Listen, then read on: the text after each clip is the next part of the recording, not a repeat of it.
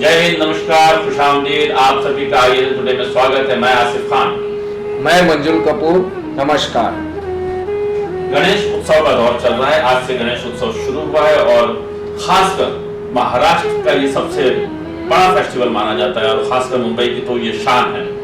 तो आज हम अपने दर्शकों से को ये बताना चाहेंगे कि गणेश उत्सव की शुरुआत कब से, लेकिन हम उसके पहले जानना चाहेंगे गणेश जी के बारे में, उनके माता पिता के बारे में, उनके परिवार के बारे में, क्योंकि बहुत से लोगों को कुछ चीज़ों की डिटेलिंग पता नहीं है। तो आज हम आईडी टुडे के माध्यम से लोगों तक की जानकारी पहुंचाएंगे जिसे बहुत से लोग नावाकिफ हैं। देखिए, गणेश उत्सव की जो शुरुआत है वो भाद्रपद की चतुर्थी से शुरू होकर चतुर्दशी तक चलता है, यानी कि 10 दिन का ये त्योहार है। और गणेश जी के बारे में देखिए, प्रथम पूजनीय भगवान है हिंदुओं के। तो सबसे पहले कोई भी कार्य होता है हिंदुओं में तो सबसे पहले गणपति जी की पूजा की जाती है। इवन आज बरसों से मैं देखता चला आ रहा हूँ, हमारी फिल्म इंडस्ट्री में भी आज सबसे पहले शूटिंग आरंभ होने से पहले गणपति जी की पूजा होती है, नारियल फूटता है, मोदक खिलाया जाता है, तब शूटिंग शुरू होती है। यानी कि गणपति जी प्रथम पूजनीय है। अब गणपति जी का जो परिवार और गणपति जी विभिन्न नामों से जाने जाते हैं। इनके 12 नाम, गणेश जी के 12 नाम प्रमुख हैं। इसमें सुमुख, एकदल, कपिल, राजकर्णक, लंबोदर, विकट, विघ्ननाश, विनायक, धूम्रकेतु, गणाध्यक्ष, भालचंद्र, गजानन, ये जो सारे नाम है, द्वादश नाम जो है नारद पुराण में पहली बार गणेश के द्वादश नामवली से लाया है।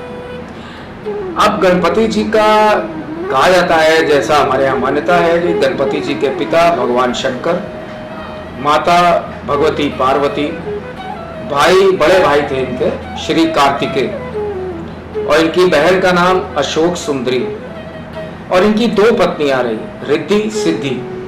जबकि ऐसी भी मान्यता है कि दक्षिण भारतीय संस्कृति में गणेश जी को ब्रह्मचारी रूप में दिखाया जाता है।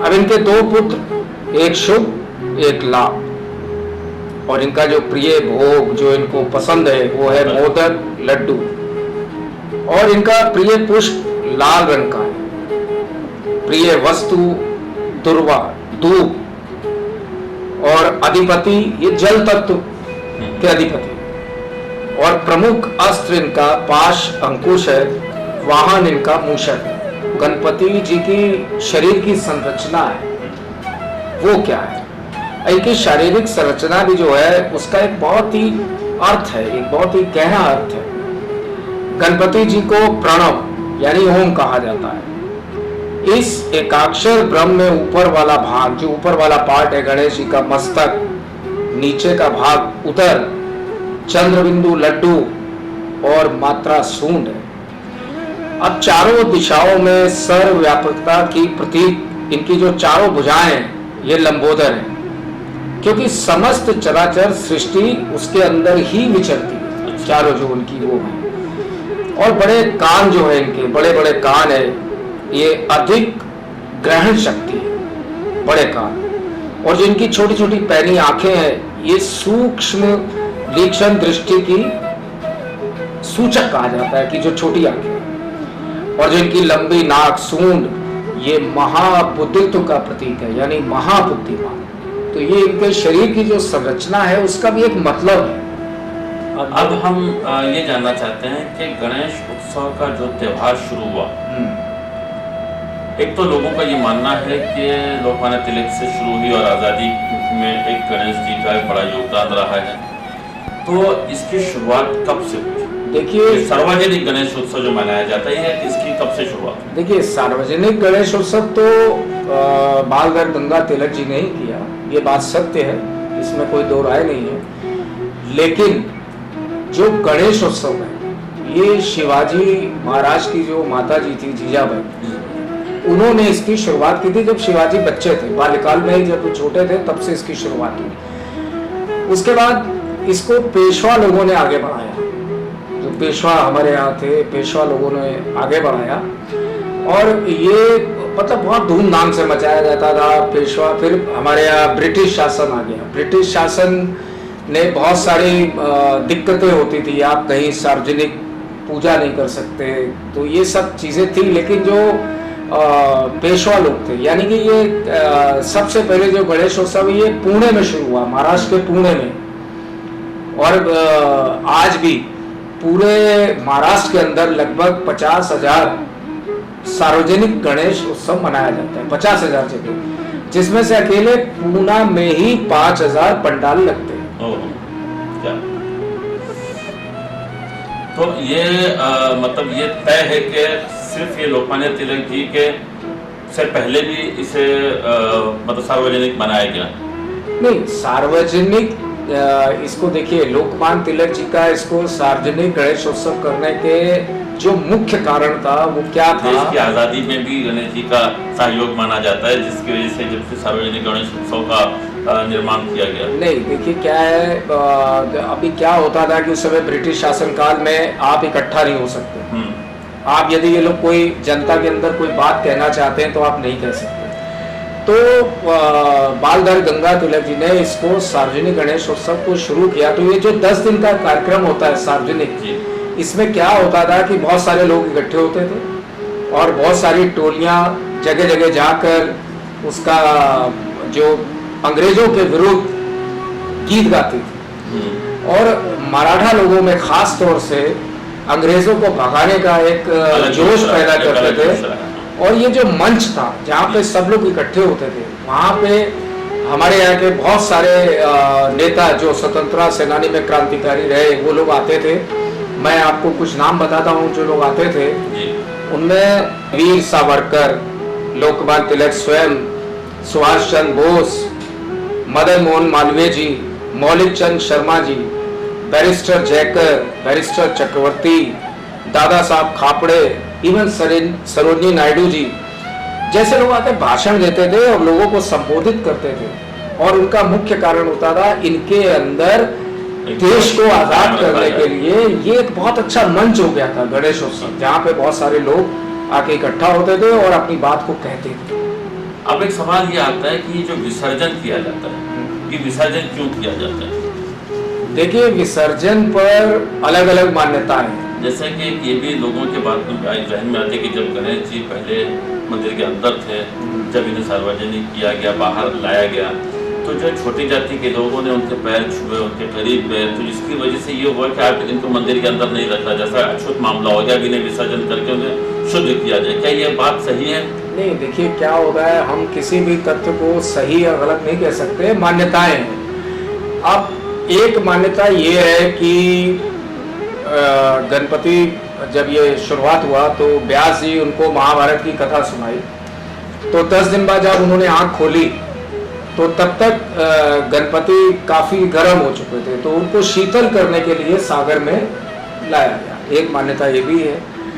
दूसरी मान्यता ये है कि वो बहुत ही यानी फिलॉसफी से जुड़ी हुई है कि अगले साल आने के लिए, चूंकि गणपति की मूर्ति मिट्टी से बनती है, अगले साल उसको वापस आने के लिए इस साल विसर्जित होना पड़ेगा, अगला जन्म लेने के लिए इस जन्म को। तो यही मनुष्य से भी जुड़ी हुई बात है कि आज हमें सब अपने जब कार्य पूरे हो जाते हैं तो इस शरीर को छोड़ना होता है, मिट्टी में मिल जाता है, तभी हम अगला जन्म लेते हैं। तो गणपति हर साल आते हैं, जब हम उन्हें विसर्जित करते हैं तो ही वो अगले साल फिर आते हैं। ये भी एक मान्यता है। और जो बात आपने कही वो भी है। उस समय क्या था कि जब ये पहले ये घरों में मनाया जाता था त्योहार, लेकिन जब बालधर गंगाधर तिलक जी ने इनको सार्वजनिक मंच पे लाए तो वहाँ पे हर धर्म जाति के लोगों को बुलाया जाता था। सब लोग गणपति जी के पैर छूते थे।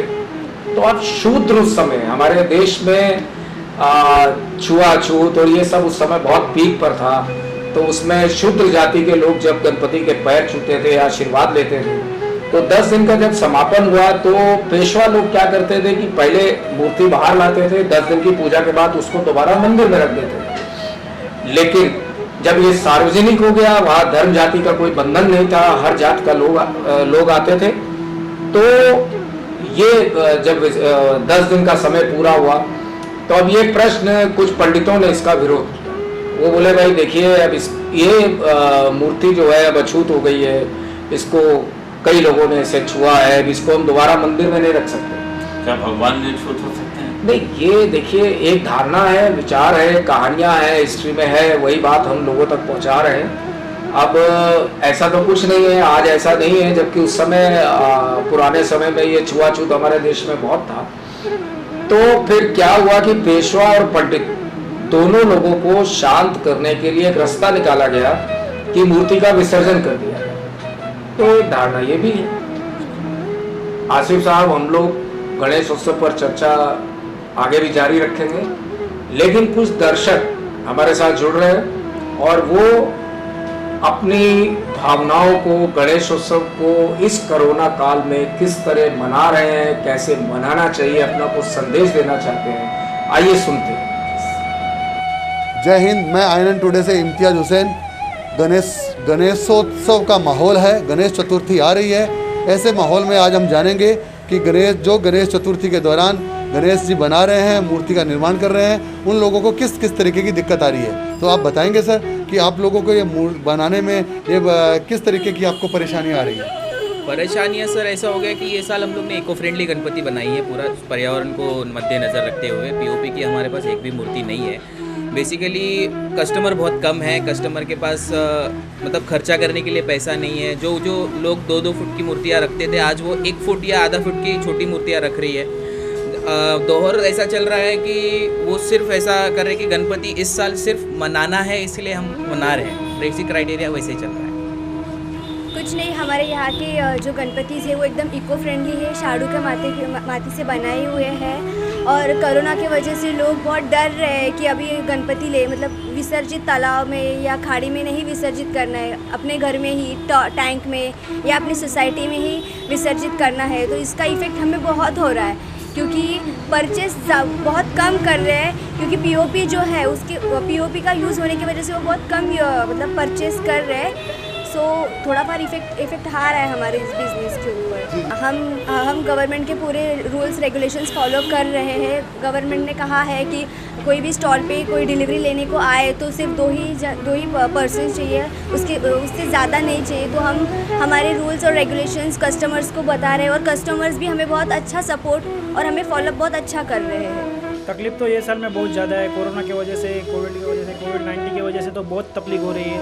यहाँ पर बुकिंग तो हम लोग की 50% तो हो गई है। उसके अलावा भी नगर पालिका में विसर्जन का तो हम लोग को बहुत तकलीफ है, मीरा भाईंदर में खास करके। मुंबई में तो हुआ है, आज कल में इसका ये निकल लगने वाला है कि किधर विसर्जन होएगा, कैसा होएगा। ये बहुत लेट होने की वजह से इधर बुकिंग का भी थोड़ा सा, जिन लोगों ने मूर्ति बुकिंग की थी वो भी कैंसिल।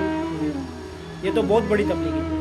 मेरे को तो ऐसा नहीं लग रहा है, क्योंकि बुकिंग हुई है 50%, क्योंकि कोई लोग गाँव गए, वो लोग उधर गणपति का बिठाना चाहते हैं घर पे, और थोड़ा सा इधर है। लेकिन मेरे को तो नहीं लग रहा है कि जो इधर है वो तो सब रखने ही वाले हैं। बड़ा रखने गए, छोटा रखेंगे, पर गणपति बप्पा रहेंगे। कई लोग तो घबरा के कोई बुकिंग नहीं किया है, बोला तो उनके लगे कोई यहाँ भीड़ ना होना चाहिए, वो हिसाब से विसर्जन का तकलीफ यहाँ से वो बहुत पब्लिक, बोला तो मूर्तियाँ बुकिंग नहीं हुई है।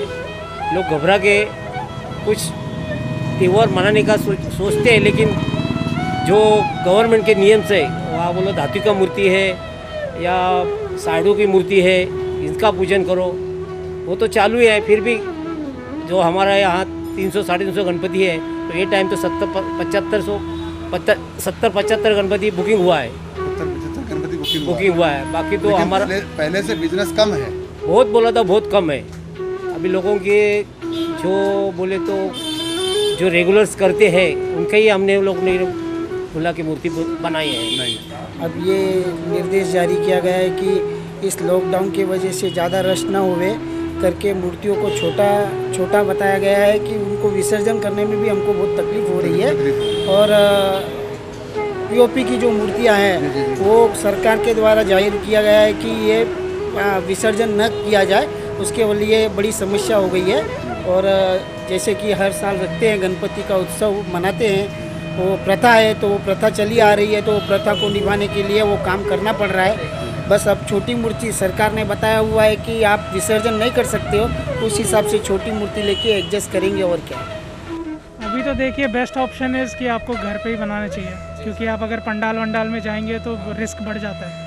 बट ये भी है कि it's a very auspicious festival, तो लोग जाएंगे अगर, but pandal should make sure कि वो लोग अगर प्रॉपर नॉर्म्स फॉलो करेंगे तो फिर चांसेस बहुत कम हो सकते हैं। पंडाल तो गवर्नमेंट ने अलाउ नहीं की है। हाँ जी। और समस्या जो अभी बनी हुई है, तो आप करते क्या? मैं एक्चुअली स्टूडेंट हूँ। तो अभी तो समस्या क्या है, बहुत सारे नौकरियां नहीं है, रोजगार नहीं है, और त्यौहार भी बहुत बड़ा है, महाराष्ट्र का सबसे बड़ा त्यौहार है। हाँ जी। तो आप क्या महसूस करते हैं कि सरकार को क्या करना चाहिए, कैसे मनाना चाहिए इस त्यौहार? अगर आप सिर्फ त्यौहार की बात करें तो फिर वही हमको रूल्स फॉलो करने पड़ेंगे, क्योंकि गवर्नमेंट जैसे रूल्स निकाला है कि एक एरिया में एक ही पंडाल होगा, जहाँ पहले 3-4 होते थे। तो इसलिए अगर ये सब थोड़ा भी रिस्ट्रिक्शन तो आएगा ही, क्योंकि आप पहली तरह जैसे नहीं बना सकते अभी।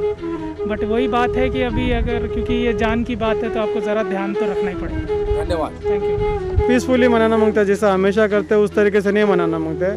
किसी ने लाया तो भी पहले ही सा उतना धाम-धूम में तो करना मांगता है, पर इंटरनली रखना मांगता है सब कुछ। जो ढोल बाजा है ना, वो चीज़ नहीं होनी चाहिए, और सोशल डिस्टेंसिंग रख के आरती करनी चाहिए। मतलब सरकार ने जो नियम बनाए हैं उसको फॉलो आपको हाँ, और जो सबसे बड़ी चीज़ जो प्रसाद है, हाँ, वो पहले हाथ को सैनिटाइज करके फिर प्रसाद लोगों को देना चाहिए।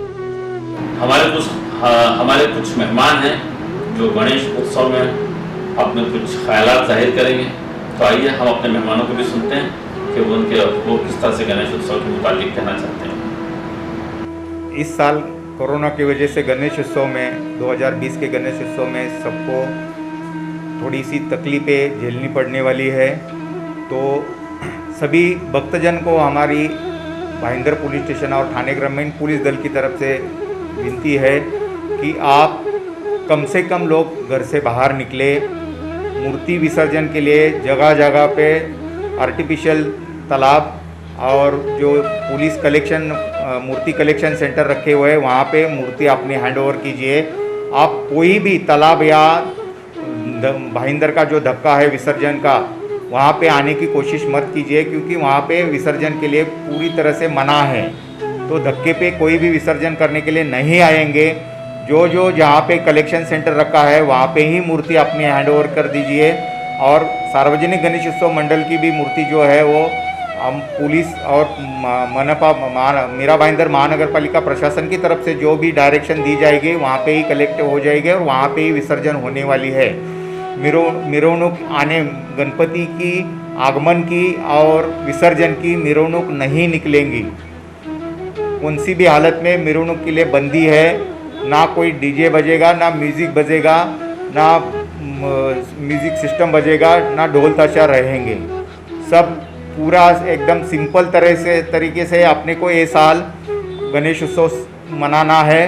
और गवर्नमेंट ऑफ महाराष्ट्र और मीरा भाईंदर म्यूनसिपल कॉरपोरेशन ने जो भी डायरेक्शंस दिए हुए हैं वो डायरेक्शन से हिसाब से अपने को गणेश उत्सव मनाना है। आप सभी को मीरा भाईंदर के नागरिकों को गणेश उत्सव की भाईंदर पुलिस स्टेशन और थाने ग्रामीण पुलिस दल की तरफ से मैं शुभकामनाएं देता हूं। धन्यवाद। जय हिंद, जय महाराष्ट्र। देखिए, गणेश उत्सव ये जो उत्सव है ये बहुत बड़ा त्यौहार है और ये त्यौहार बनाना तो चाहिए, लेकिन आज जो अपने देश के ऊपर है और पूरा जग ये जो कोरोना के चौपट उसमें आया हुआ है, तो इसके लिए अपन ज़रूर मनाना चाहिए। अपने अपने घर में गणपति की अपन पूजा करें, गणपति की आरती करें। और बहुत बड़ा एरिया है तो एक जगह कहीं तो भी सबने मिलके एक जगह वो गणपति बनाना चाहिए। वो भी और आरती उसका जो करना है वो डिस्टेंसिंग रख के और थोड़ा सा डिस्टेंस रख के कुछ कम आदमी में 5, 6, 7 आदमी ने वो आरती होना चाहिए और गणेश उत्सव ज़रूर होना चाहिए। और उसके लिए जो अभी सरकार ने बोला है कि नेचुरल जो तालाब में डालने के अलावा अपन छोटे छोटे एक तालाब बना के उसमें हम उसका विसर्जन करें, इस तरह से बनाना चाहिए मेरे ख्याल से। क्योंकि ये जो बीमारी है, ये बीमारी के ऊपर कोई लस नहीं है, अभी तक आई हुई नहीं है। और लस नहीं होने से अपने को अपन रोज़ सुन रहे कि इतने पॉजिटिव आ गए, 1000 पॉजिटिव आ गए, 4000, आप 5-6 हज़ार तक अपन गए। अभी देश में भी अपन देखो कितने पॉजिटिव हो गए, कितने लोग मर रहे हैं। इसके लिए ये जो 2020 साल है, मेरे हिसाब से ये साल कोई नफ़ा तोटा या कुछ पैसा कमाना ये ज़रूरी नहीं है। ये अपनी जान बचाने वाला एक 2020 ये साल है। तो अपनी जान बचनी चाहिए, अपने परिवार की जान बचनी चाहिए, अपने देश की अपने को मदद करनी है, अपने देश की लोगों की जान बचनी चाहिए। इसके लिए ये त्यौहार अपने अपने घरों में बैठ के करना चाहिए। धन्यवाद। Thank you. मैं सबसे पहले हमारे शहरवासियों को गणेश उत्सव की ढेर सारी शुभकामनाएं देता हूं। गणपति बप्पा जब आते तो सारे विघ्न दूर करते, और मैं यही प्रार्थना करूंगा गणपति बप्पा इस बार आए और कोरोना जैसी महामारी हमारे देश में, हमारे शहर में है, उसको दूर करे और सभी की मनोकामनाएं पूरी करे, ऐसी मैं कामना करता हूँ। ख़ास तौर पे मैं लोगों को ये कहना चाहूँगा कि इस बार गणेश उत्सव हमें धूमधाम से उतना मनाने का मौका नहीं मिल रहा है, लेकिन श्रद्धा और आस्था से ही सही मायने में हम गणेश उत्सव मनाते हैं। तो आपकी श्रद्धा, आस्था, भावना आज भी वैसी है जो पहले थी। मैं इतना ही कहूँगा कि कहीं भी भीड़ ना करें। गणपति बप्पा हमारे घर आएंगे तो आरती जब हम करें तो हम अड़ोस पड़ोस के बाकी लोगों को ना बुलाएं, कम से कम अपने परिवार के साथ के लोगों के साथ आरती करें। विसर्जन की जहाँ तक बात है, हमने बहुत सारे सुझाव नगर पालिका पुलिस प्रशासन को दिए और उन्होंने उस बात को समझा भी, जाना भी, और हमें भी उनकी बातों को थोड़ा मानना चाहिए, क्योंकि वो जो कुछ भी कर रहे हैं वो शहर के हित के लिए कर रहे हैं कि कोरोना कहीं और ना बढ़ जाए, किसी एक के कारण बाकी को तकलीफ ना हो। इसलिए यही कहूँगा कि विसर्जन के लिए जहाँ जहाँ उन्होंने पिकअप पॉइंट बनाए वहाँ पे गणपति बप्पा जाके उन्हें सौंपे, ताकि वो विधिवत उसका विसर्जन करे। या उन्होंने मोबाइल वैन भी रखी है कि हर बिल्डिंग के नीचे वो मोबाइल वैन घूमेगी, उस मोबाइल वैन के अंदर गणपति बप्पा को सुपुर्द करे ताकि उसका विधिवत आगे का विसर्जन हो सके। तो बस उम्मीद करता हूँ कि आप सभी लोग अच्छे से धूमधाम से गणेश उत्सव मनाएंगे, ना शोर शराबा, ना भीड़ भाड़ से, अपने परिवार के साथ श्रद्धा से, भावना से, अस्मिता से आप मनाएंगे, ऐसी कामना करता हूँ। बहुत बहुत धन्यवाद। तो मनोज जी, हम ये जानना चाहेंगे कि लोकमान्य तिलक जी ने इसकी शुरुआत किस सन में की थी और कब से शुरुआत की थी इसकी? देखिए, लोकमान्य तिलक जी ने जो सार्वजनिक गणेश उत्सव है, इसकी शुरुआत 1893 में की थी। 1893 यानी कि आज़ादी से लगभग 100 साल के आसपास उन्होंने शुरुआत की थी। और आपको एक बात मैं बताना चाहता हूँ दर्शकों को कि जब बाल गंगाधर तिलक ने इनकी शुरुआत की इस गणेश उत्सव की, तो अंग्रेजों में बहुत खलबली मच गई थी। अंग्रेज बहुत परेशान हो गए थे। आपको उस समय उन्होंने एक कमेटी नियुक्त की थी, रोलेट समिति। तो रोलेट समिति ने रिपोर्ट दी थी कि ये जो गणेश उत्सव है ये हमारे लोगों के लिए बहुत खतरनाक है। बहुत सारे लोग और जो पूरे हिंदुस्तान में एक आज़ादी की जो चिंगारी, लोगों के अंदर आज़ादी पाने की जो एक जोश था, वो इस गणेश उत्सव के दौरान बहुत ज़्यादा बढ़ना शुरू हो गया था। तो ये रिपोर्ट उस समिति ने अंग्रेजों को दी थी, जिससे अंग्रेज बहुत विचलित हो गए थे। अब तो ये त्यौहार सिर्फ महाराष्ट्र में नहीं बल्कि पूरे हिंदुस्तान में, बल्कि पूरे विश्व में बहुत जोरों शोर से मनाया जाता है। इसकी अपनी अपनी आस्थाएं हैं, अलग अलग लोगों की इसमें श्रद्धाएं जुड़ी हुई हैं। ज्यादातर लोग इसे किस नजरिए से देखते हैं? देखिए, गणेश उत्सव, आज ये बात आपकी सही है, आज ये सिर्फ महाराष्ट्र का उत्सव नहीं है। पहले भी नहीं था, पहले भी बहुत जगह मनाया जाता था, लेकिन अब इसका प्रचलन गणेश जी के प्रति जो आस्था है हिंदुओं में, आज ये त्योहार पूरे देश में, इवन की विदेश में भी अब मनाया जाने लगा है। और प्रथम पूजनीय भगवान है हिंदुओं के, लेकिन इस उत्सव की शुरुआत जो लोकमान्य तिलक जी ने की, वो आज आप देखते हैं कि आज पूरा संसार, पूरा विश्व इस त्योहार को बड़े जोश से मनाता है। इस साल हमारे दर्शक या जो आम जनता जगह जगह पंडालों में जाती थी, लाइनें लगा के घंटों, लाल बाग का गणपति है वहां पे, तो आपने देखा ही है कि 2-2 दिन में नंबर आता था। आज वो कोरोना काल में संभव नहीं है। तो दर्शकों से भी अपील है INN टुडे के माध्यम से कि सरकार ने जो भी दिशा निर्देश जारी किए हैं उसका पालन करें, उसके अनुसार गणपति के त्योहार को उसी हर्षोल्लास से मनाएं, सोशल डिस्टेंसिंग का ख्याल रखते हैं, बिल्कुल उसका ध्यान रखें। और हमारी तरफ से, INN टुडे की तरफ से दर्शकों को गणेश उत्सव की बहुत बहुत शुभकामनाएं। ये नमस्कार। प्रोग्राम हम यहीं समाप्त करते हैं। आसिफ खान को और मंजिल कपूर जी को इजाजत दीजिए। जय Hind. For more details, subscribe to our channel INN Today and press the bell icon.